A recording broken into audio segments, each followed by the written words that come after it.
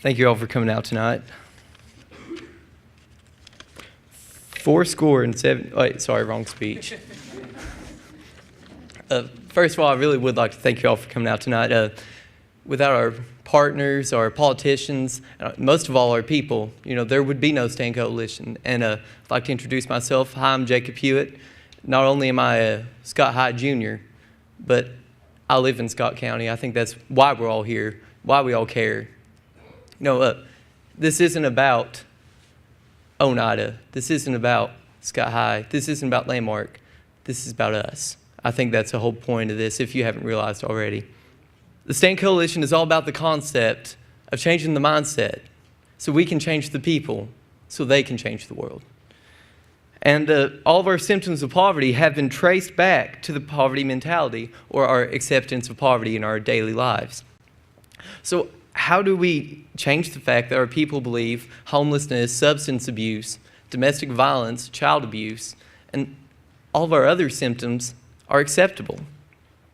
We give them a proper education. The education we're proposing, it's not an ordinary classroom curriculum, but it is informing the people of the problems so they can make the difference, and they can bring the change, and they can conquer. Unfortunately, time and time again, we're disappointed in a program by putting all of our eggs in one basket and believing they can do it. Programs can't end poverty. I can't end poverty. And Lyndon B. Johnson, our 36th president, he could not end poverty, even though he started the movement known as the War on Poverty. Lyndon B. Johnson, he thought he was adding on to Roosevelt's New Deal, but truthfully, he created more of the symptoms of poverty that we see today. But Lyndon B. Johnson's failure teaches us one thing. And Dr. Seuss said it best, sometimes the questions are complicated, but the answers are simple. And yes, people can end poverty. I know you're probably asking, isn't the president a person?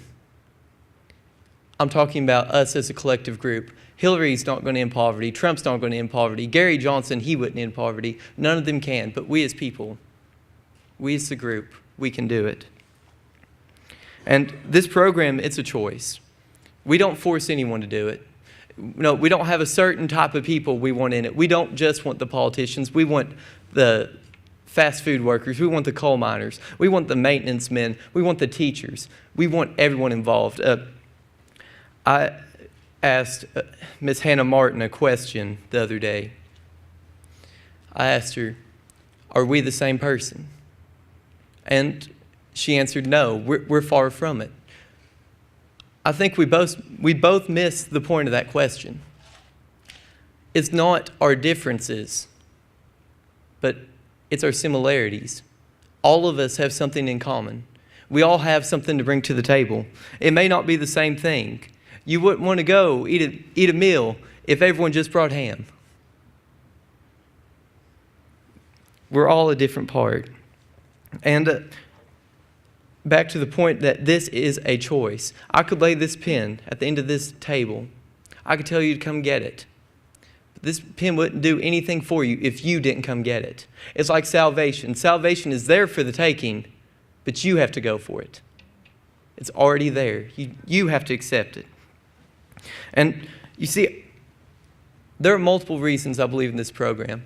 I'm behind education 100%. And, fun fact, my mom, she's a teacher. My dad, he didn't finish high school. But out of those two, my dad has pushed me harder to do good in school because he has broken the cycle by telling me how to do it. My mom didn't have the best home life growing up, but she wanted better for me. My dad, he wanted better for me.